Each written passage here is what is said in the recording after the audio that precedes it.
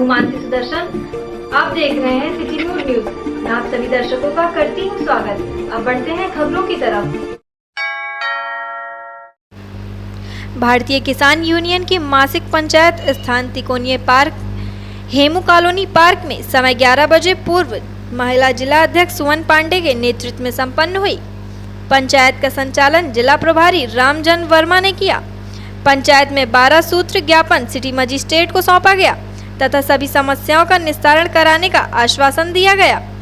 उत्तर प्रदेश को सूखाग्रस्त घोषित किया जाए, किसानों का सिंचाई का विद्युत बिल माफ किया जाए, छुट्टे जानवरों को गौशाला पहुंचाया जाए, नहर में पानी हेड से टेल तक पहुंचाया जाए। श्रीमती कुसुम पत्नी हृदयराम ग्राम सूखापुर पोस्ट ददेरा बिना नोटिस किए, बिना किसी कार्रवाई के एकाएक अरसी की कार्रवाई कर दी गई। विद्युत ना तो काटा गया, ना कोई कार्रवाई थी। उपभोक्ता काफी परेशान है और गरीब जाति का है, पेट की बीमारी से काफी परेशान है। पंचायत में मुख्य रूप से प्रदेश सचिव श्री राम वर्मा, प्रदेश सचिव दिनेश कुमार दुबे, मंडल महासचिव राजेंद्र वर्मा आदि सैकड़ों कार्यकर्ता मौजूद रहे। आज हमारी जो है इस अयोध्या जनपद की में जो है मासिक पंचायत है, 21 तारीख को होती है। कल संडे था, इसलिए मासिक पंचायत आज जो रखी गई है। मुख्य समस्याएं ये है कि योगी मोदी जो सरकार है, भाजपा की जो सरकार है, ये किसानों के को कहा था कि आपकी आय 2022 में मैं दुगनी कर दूंगा, लेकिन किसानों की आय दुगनी के बजाय किसानों को बहुत बड़ा घाटा हो रहा है। आय दुगनी के बजाय वो भुखमरी के कगार पे किसान आ गए हैं। आय दुगनी क्या हुई, लेकिन पूंजीपतियों की आय दुगनी कर दिया सरकार ने। ये सरकार जो है अबानी अडानी जैसे उद्योगपति जो हैं उनके इशारे पे चल रही है। किसानों का शोषण हो रहा है। यहाँ का जिला प्रशासन, पुलिस प्रशासन किसानों की सही बात को सुनने को तैयार नहीं है। यहाँ का प्रशासन जो है उसको आज हम लोग जगाने के लिए आए हैं, जो सोया हुआ है, कि अभी भी समय है, होश में आ जाओ। जो किसान की जनून मांगे समस्याएं हैं उसको आप सुनिए और आप किसानों की समस्याओं का समाधान कराइए। 21 तारीख को होती है, तो कल इतवार देखते हुए हम लोग किए नहीं, तो आज 22 तारीख को हम लोग 21 तारीख को मीटिंग यहाँ कर रहे हैं। और जो हमारी पूर्व यहाँ जो समस्या पड़ी है 2-1 उसको हम मांग दे रहे हैं। अभी लिखा पढ़ी हो रही है हमारी, उसको हम यहाँ के जिला पूर्व अधिकारी को देंगे, जिला अधिकारी को। और जो कल घटना हमारे साथ टिकैत जी के साथ में घटा है, ये बहुत निंदा बात है। और हम बताना चाहते हैं यहाँ की सरकार की और भारत की सरकार और दिल्ली की सरकार को कि ऐसा कुछ न करें कि हर जिले में थाना और चौकी फूका जाए। जो राकेश टिकैत को चोरी से चुप्पे से उठवाया गया है, गिरफ्तारी किया गया है, ये गलत बात है। अगर शेर को कोई उठाता है तो चीता बन के ना उठाए, शेर बन के उठाए। और शेर के मुंह में अगर हलक हाथ डाला है तो ये हम बताना चाहते हैं फैजाबाद अयोध्या से कि अगर दोबारा टिकैत जी के ऊपर उंगली उठी तो उस उंगली को काटने का काम भारतीय किसान यूनियन महिला विंग करेंगे, तैयार हो। और यहाँ का फैजाबाद अयोध्या का जो भी थाना रहेगा, ये यहाँ का महिला फूकेंगी और पहली गिरफ्तारी महिला ही देंगी।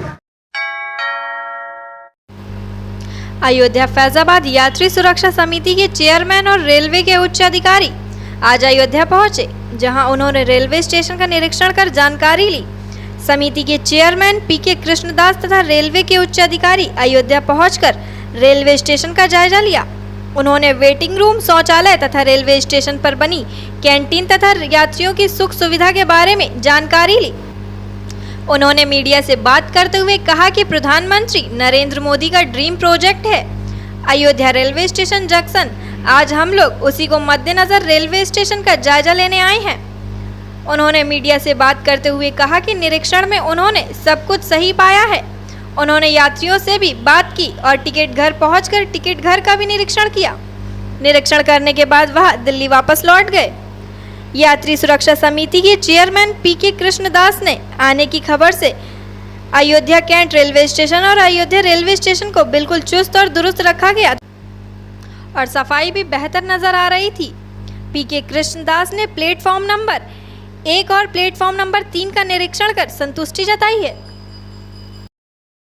Actually, today morning we have inspected the Ayodhya junction Now we are inspected Ayodhya Kant station. So PAC is blessed to visit the birthplace of Lord Rama on the bank of Sarayu river Sarayu. So we are here to ensure that the people of Ayodhya gets best amenities to this station. The Honorable Prime Minister Shri Narendra Modi ji as well as the Honorable Chief Minister of Uttar Pradesh Yogi Adityanath ji is giving special emphasis for the development of Ayodhya Kant as well as Ayodhya Junction railway station. So in the upcoming year, when the temple, Ayodhya temple will be open, the huge pilgrims will be visiting Ayodhya. So I would like to say that the central government fully committed to the development of Ayodhya Kant as well as Ayodhya Junction railway station. The Ministry of Railways is going to undertake 360 crores development project. It will be completed 2024. Okay, after the completion of this development project, Ayodhya Kant station will have the world-class facilities. It will be the model to the other station across the country. So the new project work is going to complete, will be completed 2024. आज आपके साथ कौन? So today during this inspection, you see the platform, then waiting rooms, similarly the toilets are neat and clean. So we already congratulated ADRM and senior DCM and other officials to maintaining this cleanness, for maintaining this cleanness and implementing the initiatives of Swachh Rail, Shri Narendra Modi ji. So during our inspection, we could see some shortcomings also. So ADRM, senior DCM, other higher officials with us. So we will discuss with them in short period. At the earliest, the shortcomings will be rectified. Ayodhya Ram मंदिर निर्माण कार्य की प्रगति को लेकर चल रही 2 दिवसीय बैठक सर्किट हाउस में संपन्न हो गई। बैठक में राम मंदिर निर्माण समिति और राम जन्मभूमि तीर्थ क्षेत्र ट्रस्ट की बहुत महत्वपूर्ण बैठक थी। इस बैठक में राम मंदिर निर्माण कार्य की प्रगति को लेकर निर्माण कार्य में लगी टाटा कंसल्टेंसी और लार्सन एंड ट्यूबो के इंजीनियरों ने अपनी प्रगति रिपोर्ट रखी। इस बैठक में सबसे महत्वपूर्ण रहा अब तक दान स्वरूप जो भी सोना और चांदी धातु रामलला को अर्पित की गई है उनको कैसे सुरक्षित रखा जाए और साथ ही उनको गलाकर मंदिर निर्माण कार्य में लाया जाए। इसके लिए भारत सरकार की सबसे विश्वसनीय कंपनी मिंट से वार्ता हुई। इस बैठक में मिंट के अधिकारी भी शामिल हुए। हालांकि अभी कोई निर्णय नहीं हो पाया है, लेकिन धातुओं को गलाने को लेकर महत्वपूर्ण चर्चा जरूर हुई है। तो वहीं जानकारी देते हुए श्री राम जन्मभूमि तीर्थ क्षेत्र ट्रस्ट के महासचिव चंपत राय का कहना है कि राम मंदिर निर्माण का कार्य बहुत तेजी के साथ चल रहा है। इसके लिए प्लिंथ का निर्माण कार्य लगभग पूरा हो चुका है। उसके ऊपर राजस्थान के बसी पहाड़पुर के पिंक स्टोन पत्थरों को लगाए जाने का कार्य भी शुरू हो चुका है। साथ ही परकोट निर्माण के लिए रिटेनिंग वॉल बनना शुरू हो गई है। राम मंदिर निर्माण समिति की बैठक में इस बात पर भी चर्चा हुई कि परकोट में हजारों की संख्या में श्रद्धालु जब रामलला का परिक्रमा करें तो उनको किसी भी तरीके की हानि बरसात के दिनों में ना हो, इस पर भी चर्चा हुई। इसके अलावा राम मंदिर के 70 एकड़ भूमि में महज 5 एकड़ भूमि में ही राम मंदिर निर्माण कार्य हो रहा है। ज्यादातर भूमि ग्रीन बेल्ट के रूप में देखी जाए उस पर भी चर्चा हुई है। देखिए, ये हमारा एक रूटीन बैठक है और लगभग आप सब जानते हैं हर महीने होती है। आज जो डिस्कशन हुआ वो काम रहता है जो 6 महीने बाद होगा। कुछ कार्यों की चर्चा अंतिम रूप ले लेती है, लेकिन कुछ चर्चाएं प्रारंभ करते हैं, फिर अगली मीटिंग में और चर्चा करेंगे। ये एडवांस प्लानिंग और एडवांस थिंकिंग, ब्रेनस्टॉर्मिंग की मीटिंग रहती है, ताकि एक काम पूरा होने के बाद दूसरा काम शुरू करने में गैप ना रहे, इमीडिएट शुरू हो जाए। तो इसकी बड़ी महत्ता है।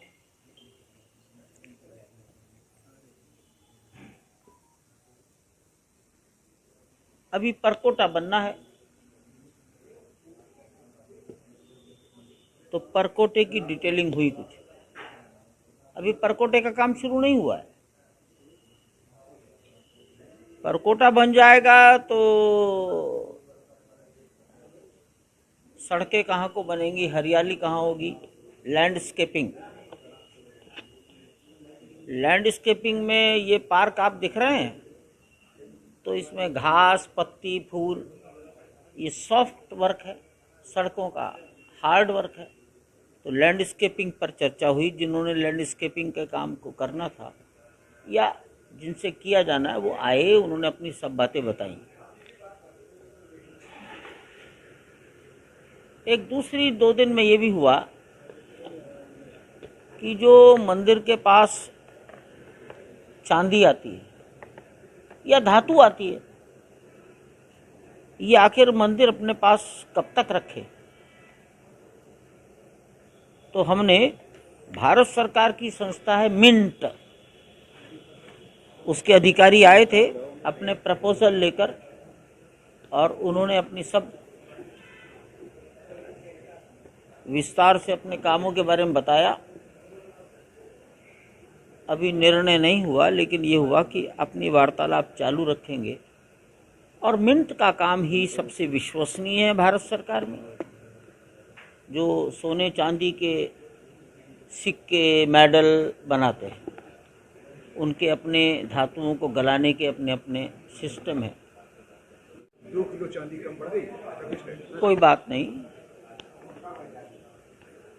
हम लोग भी यहाँ पर सरकार के मान्यता प्राप्त व्यक्ति से वैल्यूएशन और वेइंग करा रहे हैं, और मिंट भी अपना वैल्यूएशन करेगा।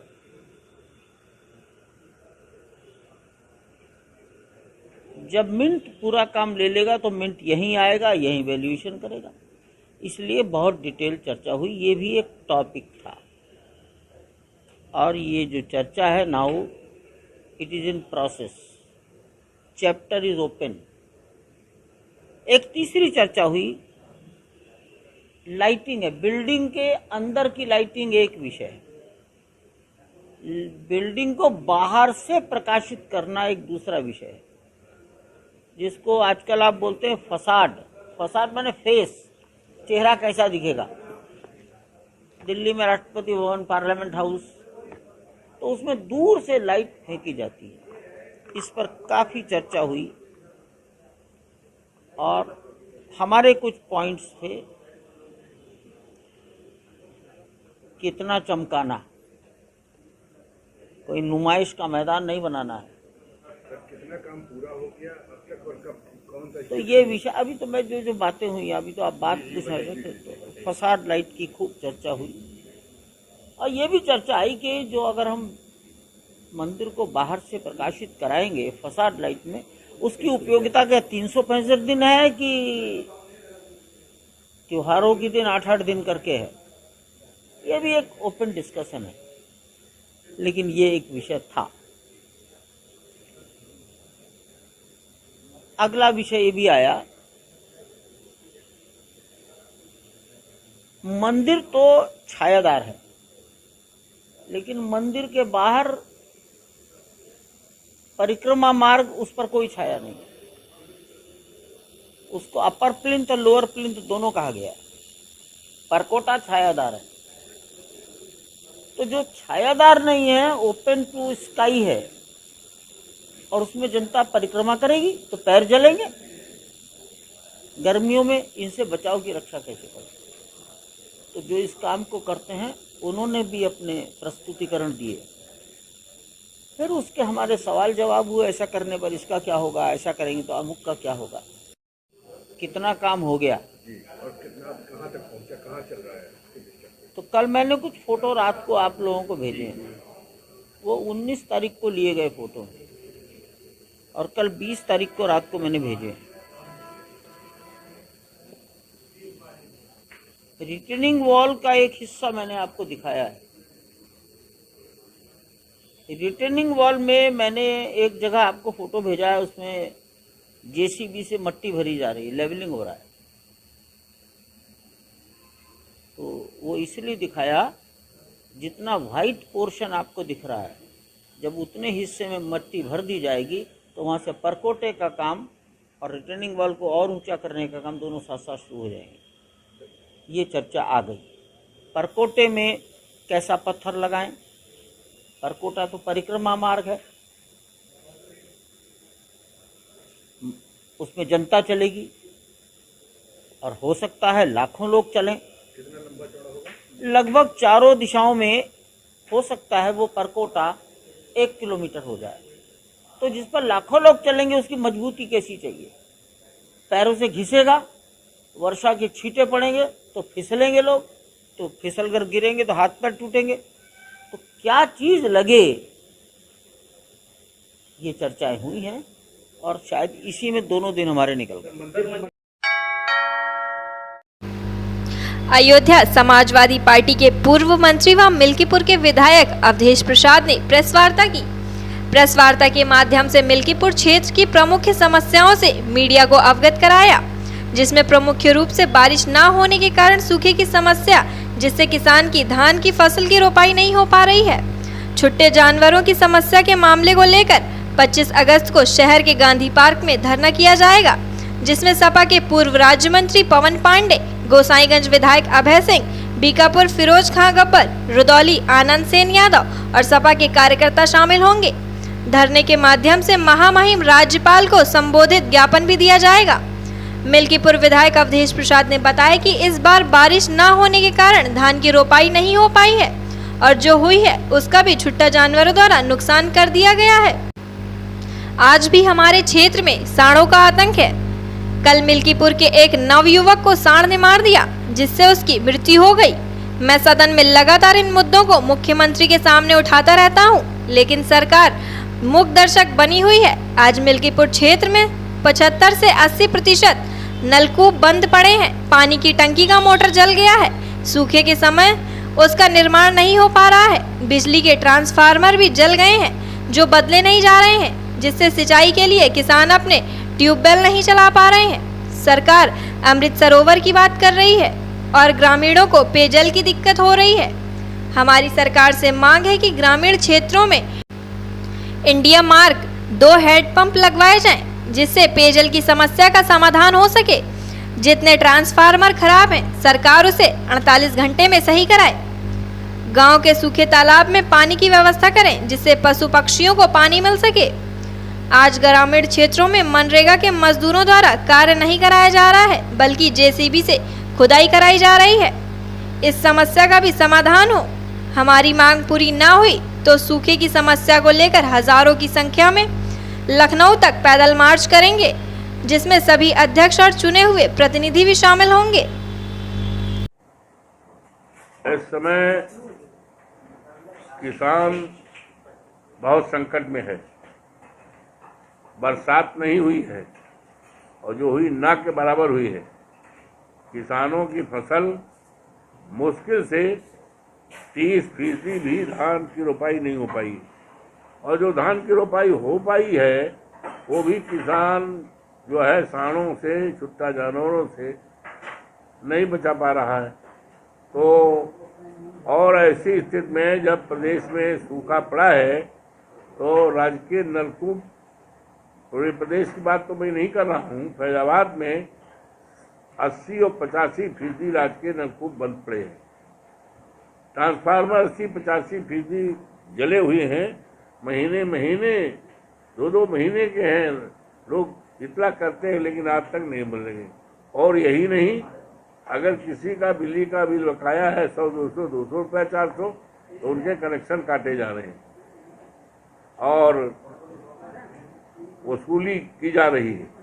तो इन्हीं सब बातों को लेकर हम मांग करते हैं, 1 मिनट रुक जाइए, कि माननीय मुख्यमंत्री जी विधानसभा का विशेष सत्र आहूत करें, जिससे इस संकट घड़ी में जब समूचा किसान, जो हमारे देश की आत्मा है, परेशान है सूखे से, इस परेशानी को दूर करने के लिए, राहत पहुंचाने के इरादे से विधानसभा का विशेष सत्र बुलाया जाए, जिसमें इस समस्या का चर्चा भी हो और चर्चा के लिए, निदान के लिए बड़े अधिकारी वहां रहेंगे, सरकार के सभी मंत्री लोग रहेंगे, निश्चित तौर से उससे राहत मिलेगी। तो इसी बात को लेकर समाजवादी पार्टी ने तय किया है, हमने तय किया है कि 25 तारीख को गांधी पार्क में जो मुख्यालय पे है, वहां पर हम लोग धरना देंगे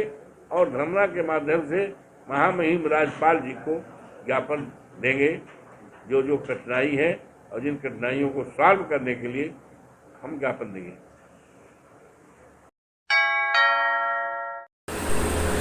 अयोध्या में व्यापार अधिकार मंच संगठन के संयोजक सुशील जायसवाल के नेतृत्व में प्रतिनिधि मंडल ने नगर विधायक वेद प्रकाश गुप्ता को आवासीय कार्यालय पहुंचकर मुलाकात की। इस दौरान उद्योग में आई 60% तक की गिरावट के लगातार बने रहने के कारण और निवारण के लिए CIT की तरह शीघ्र कमेटी बनाकर ध्वस्त होते असंगठित खुदरा व्यापार एवं उद्योग को बचाने के लिए मुख्यमंत्री योगी आदित्यनाथ को संबोधित मांग पत्र सौंपा। सुशील जायसवाल ने कहा है कि यदि शीघ्र आर्थिक मंदी का निवारण व GCL और EMI को CC और OD लोन में कन्वर्ट नहीं किया जाता है तो व्यापारी व्यापार व उद्योग को बैंक करप्ट एवं दिवालिया होने से कोई नहीं बचा पाएगा, जिसका सीधा असर राष्ट्र के सामने भुखमरी, बेरोजगारी एवं 24 करोड़ से ऊपर खुदरा व्यापार पर आश्रित परिवार पर पड़ेगा।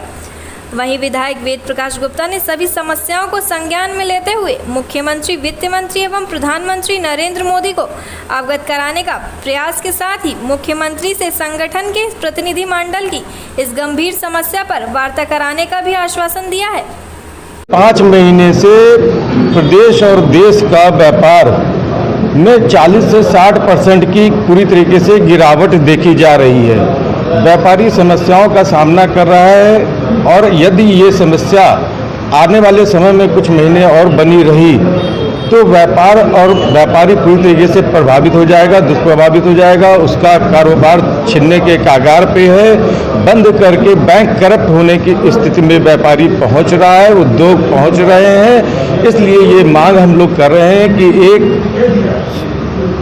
कमेटी बनाकर प्रधानमंत्री जी के द्वारा, मुख्यमंत्री जी के द्वारा एक कमेटी बना दी जाए जो इसकी CIT की तरह जांच करे और जांच करने के बाद जो भी कारण है इसके व्यापार में गिरावट की, मंदी के कारण, मंदी के जो कारक हैं उसकी जांच करे और उसका निवारण के लिए भी व्यवस्था, उसका भी जो है कुछ निवारण की व्यवस्था भी बनावे, जिससे कि व्यापार और उद्योग को बचाया जा सके, जिसके ऊपर आश्रित कम से कम नहीं तो 25 से 40 करोड़ लोगों को इस दुष्प्रभाव से बचाकर उनके भरण पोषण में कोई समस्या न आने पावे, इसके लिए हम लोग ने मांग की। साथ ही एक मांग यहाँ पे अयोध्या जो जनपद है वो सांस्कृतिक रूप से अपनी एक अलग पहचान अंतर्राष्ट्रीय स्तर पे, राष्ट्रीय स्तर पे बनाने जा रहा है, जिसमें तरह तरह के महापुरुषों के चौराहे और उस तरीके से डेवलप किए जा रहे हैं। हमारी लोकप्रिय विधायक जी से मांग है कि जिस जगह पे महाराणा प्रताप जी की मूर्ति लगी है वहीं पे व्यापारियों के जो सबसे बड़े स्रोत हैं, आदर्श पुरुष हैं, भामाशाह जी, उनकी भी एक चौराहा या उनकी भी एक मूर्ति वहाँ पे प्रतिस्थापित की जाए। अगर हम लोग के लायक कहीं पे कोई ज़रूरत है तो उसको भी हम लोग करने के लिए तैयार हैं। साथ ही साथ जिस तरीके से भामाशाह जी ने देश को, मेरे छोटे भाई श्री सुशील जायसवाल जी जो व्यापार अधिकार मंच के अध्यक्ष हैं और महामंत्री कमल कौशल जी, अरुण गुप्ता जी, रूपन जी और सब इस संगठन के सभी लोग मेरे पास आए थे। हमारे सब व्यापारी साथी हैं, बहुत पुराने, मेरे छोटे भाई की तरह हैं। निश्चित रूप से मैं भी व्यापार मंडल से 40 वर्षों से जुड़ा हूँ और व्यापारिक समस्याओं से अवगत हूँ। निश्चित रूप से इनकी बात जो है, जो इन्होंने ये दिया है ज्ञापन, व्यापारी की समस्याएं जो हैं उन पर सरकार फोकस भी कर रही है और मेरा विश्वास है, मैं बात करूंगा, अपना पत्र भी दूंगा माननीय प्रधानमंत्री को, माननीय फाइनेंस मिनिस्टर को और मुख्यमंत्री जी को, कि इस संदर्भ में इन मांगों के बारे में कृपया पूर्वक विचार भी करें और देश यदि आगे बढ़ रहा है तो उसमें व्यापारी समाज का ही बहुत बड़ा योगदान है। तो निश्चित रूप से छोटे छोटे व्यापारियों की समस्याओं का यदि निदान होगा तो हमारा और हम लोगों को मजबूती मिलेगी। इस ज्ञापन के माध्यम से मैं इन सब बातों को ऊपर पहुंचाने का काम करूंगा। आज के लिए बस इतना ही। कल फिर मिलेंगे इसी समय इसी चैनल पर। अब हमें दीजिए इजाजत। नमस्कार।